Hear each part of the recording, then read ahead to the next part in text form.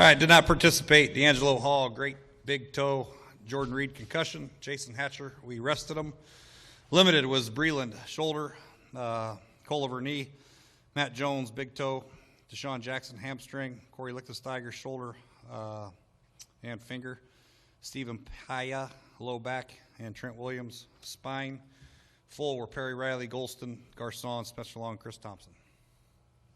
What's the status of DeSean Jackson? Where have you seen any sort of progress with that hamstring over the last few weeks? Yeah, that's what we're seeing. We're slowly starting to give more and more reps, and he's taking them and look pretty good. So, like I said, with hamstrings, you got to work it, and then you got to recover, rehab it, come out again tomorrow, see if he improves, see if he has any negative effects for the work today, and we'll go from there. If not, then we'll keep progressing him. It seems like it's taking a long time for it to heal, but what exactly has he been doing in that process over the last few weeks to try and get back out on the field? He's been with the trainers, and they do a lot of ultrasound, a lot of rehab, a lot of getting back on the field, working, running, all kinds of treatments that they do down there. It's Larry does a good job, the doctors do a good job, and DeSean's actually been pretty good as far as coming in on time and doing his work. He wants to get on the field, and he's put in the work to get back out on the field, and hamstrings just take time. There's a lot of guys throughout the league you see that have hamstring issues that, it just takes time. And we did have a Jordan Reed sighting out there today. We didn't see him last week. I assume that's a positive step that he was at least out there observing? Yeah, it's a very positive step. To get him back out here and let him come to meetings is the first step back to recovery. So, it's a process, and we just have to wait and see. It's out of our hands as far as how he's feeling. It's up to Jordan and the doctor when he gets cleared. Jay, after a couple days after a tough loss, do you sense that maybe this team, being a young team, feels like they're close to really being a really good football team? Are you starting to maybe sense a different change in attitudes? I hope so. I think so. That's the intent. And I think people can see that we do have the talent. We're competing, obviously, on a play-by-play basis, on a daily basis, and you can see it on tape, and you watch other teams play. You feel like, you're as good, and we should be performing better as far as results are concerned. But we are making progress, in my opinion, as far as our effort, our desire to win, our preparation, all that stuff. I feel like we're doing pretty good. We just got to get better results, and we're close. But we just got to keep working. You look at the last 2 weeks for Kirk. That great drive to win against the Eagles, come back with a pick six in overtime. You played the position. The peaks and valleys of just that in 2 weeks, do you learn more in that span of time knowing as you move forward, or is it just, would success just be just as good? No, you learn. You learn from every rep that you get is a learning experience, in my opinion, and positive reps and negative reps. And it's important for him to take everything in and learn from them and understand that what happened against Atlanta, if we call the same play against the Jets, something totally different could happen. We just got to make sure we take each play for each entity and make sure we just learn from all our decisions, all the plays that we have, all the reads, all the progressions, all our drops, the footwork, fundamentals.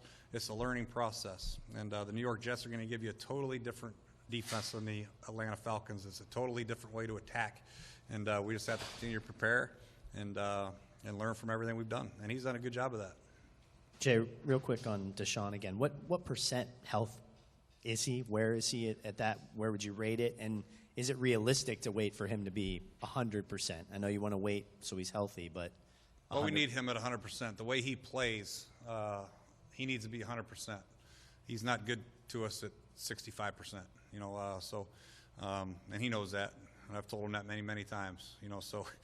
But it's getting closer. You can see him running, and he ran some deep balls today.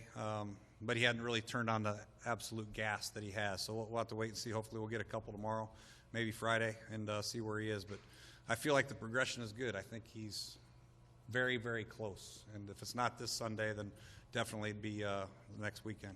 How do you balance making that determination? Some guys like Culliver went out there banged up. Pierre's been banged up, but then some guys, you need them at 100%. How do you, as a coach, figure out when to tell a guy, hey, can you get out there or take your time? Well, certain guys can play with certain injuries, but if you're a sprinter, if you're a fast runner, it's hard to play with the hamstring. You know what I mean? That's what he gets paid to do, is run fast. And if he's not 100% and he's not running fast, then he's not effective for us. We have other guys that can run faster when he's not at full strength. Offensive linemen, Corey's playing with a broken finger, messed up shoulder. All our guys are playing with some kind of injuries and dings they can play through, but it depends on the injury, depends on the position. Quarterbacks can't play with a busted up arm. It's just the way football is. But, he'll be ready, and I feel like he's working, and when he's ready, he'll go. Coach, defense did a great job, turnovers last week, but now getting the offense to come out there and take advantage of these turnovers. How do you emphasize that moving forward? Yeah, it's important, to try to keep the momentum, like you say. And too many times we've not taken the momentum over, and when we do get a little bit of momentum, we don't keep it. And that's part of growing up as a football team. And as coaches, we had to do a good job of making sure we put the pedal down, too, give these guys opportunities to really put our foot to the gas and keep our foot on their neck. So maybe we were a little bit too conservative with our play calling after a turnover, and we have to look at that. I think we're doing a good job. We got 3 turnovers, but offensively we're not doing enough to capitalize. And that's something we do have to work on, and we will. Jay, with Culliver and Breland making a limited return, what's your level of concern about looking to Sunday, your core in the defensive backfield?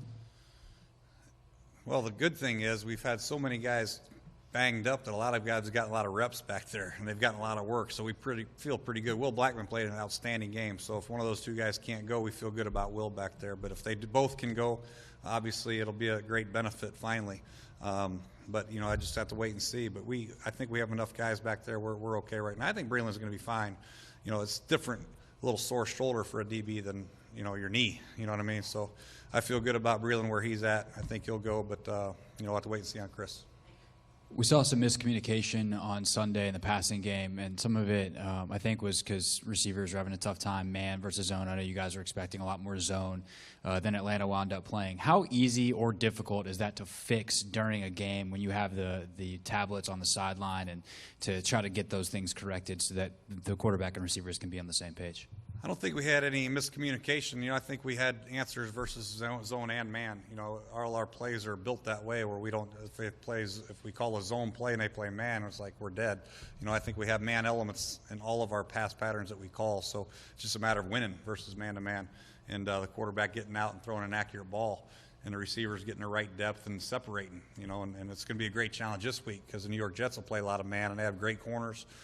Safeties or nickelbacks as good as any nickel in the league, busters. So, and then they do sprinkle in zone. So every team you're going to have to beat man-to-man at certain times, and you're going to have to beat zone, and the quarterback's going to have to read it.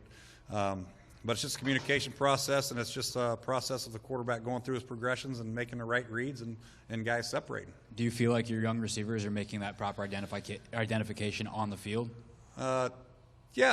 Yeah, for the most part. We could be better. There's no question about it. But I don't think we're having any guys running, oh, God, that was the wrong route. I think sometimes the depth issue might be there. Instead of running 12 to 14 yards, maybe they're breaking off a little too quick. I think that's the biggest issue we have right now. We just got to push up, make sure we get all our depth. But for the most part, I think we don't have a lot of mental breakdowns, if that's what you're asking.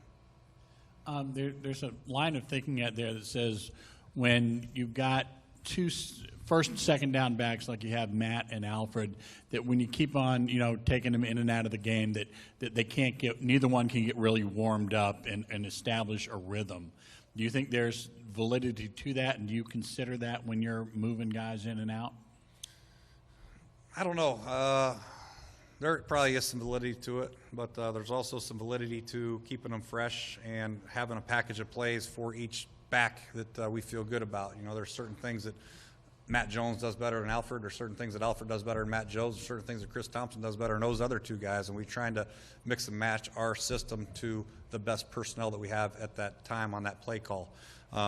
Obviously, we'd love to have a hot guy and bust off some long runs and keep him in the game, but if you bust off some long runs, gets a little winded, it's nice to bring in Matt and really press the issue. But unfortunately for us, we didn't get any of those long runs, and we were stuck in a lot of 2nd and 8, 2nd and 9s, a lot of passing situations. That's why Chris was in there probably a little bit more, and Matt Jones. So, we're not going to give up on the run, but we'll try to get Alfred more involved.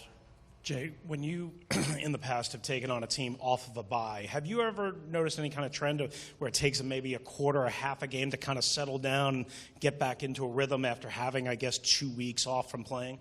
Yeah, sometimes. You have to give them mandatory days off.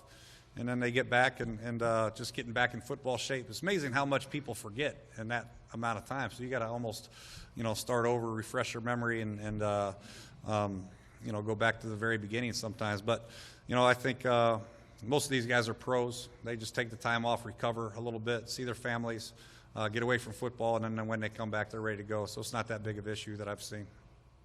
Jay, what are some of the specific challenges of facing a cornerback like Darrelle Revis, who has that much range and is such an established player? Well, it's a great challenge. Every route you have to be perfect. He's a very patient. He can run. There's really not a negative thing you can say about the guy. You'd like to say, well, he's weak in the slot. He's not very good outside versus this move or this release or this size guy or this quick guy. He's good versus everything. So you got to be on top of your game to get separation. And even then, the throw's got to be perfect because he's still going to be right there. You don't see a lot of major separation when he's in the game. But, he's been beat before, but it's very good routes. We've got to be disciplined. We've got to be on time with the ball, very accurate. But we do have to, take some shots if we can. Jay, regarding Trent Williams, this sound of a spine injury just sounds very scary, but it looked like he came out fully suited up and intending to practice, yet didn't. Can you help us understand how much discomfort he's in, and is it a situation where you guys, the staff, are keeping him out and he wants to practice and thinks Well, he he's can? in a little discomfort. He is in discomfort. So we want to get him out there, get the individual. He went through all the meetings and all that, so he's still participating from a mental standpoint. Just physically, we want to make sure he's right. We don't want to have an unnecessary guy hit him in the neck area or somebody trip and have him fall and injure himself. He's such a big part of our offense that we want to make sure he's right. And he'll let us know when he's ready, and I think he'll be okay. Jay, Jets defensive line, you guys have faced some pretty good fronts already. Where do they stack up with that, and getting Sheldon Richardson back too? I'm sure you're probably pleased about that. Yeah, they stack up there. I mean, you can see their numbers defensively. I think they're number 2 in the league in total defense. They're number 1 against the pass, I believe, and they've given up a few rushing yardage, but I don't know how. They really do a good job. They cover up both guards, the center, and they're very strong at the point of attack. They pursue outstanding. Their linebackers are fast flowers. They play tight man-to-man. They get an extra guy in the box a lot of times. So very, very difficult defense to have a lot of success in. And teams have tried to do a lot of things but haven't had much success. So it'll be a great challenge for us. Very active defensive line, strong outside linebackers that force everything back into those guys, and fast-flowing linebackers and corners that can cover. So there are really not a lot of weaknesses that they have defensively. Leonard Williams, you guys are obviously familiar with him before the draft. What have you seen from him in the first 4 games? No, same thing. He's a big athletic guy. You know what I mean? And he can play nose guard. He can play 3 technique. He very athletic. And they got a great substitution pattern. All their guys really, when they come in there, they're fresh and they're active and they're strong, and they all bring something different to the table. So their coaches do an excellent job of substituting guys, keeping them fresh, and making life miserable for offensive linemen. Thanks, Coach. Yep.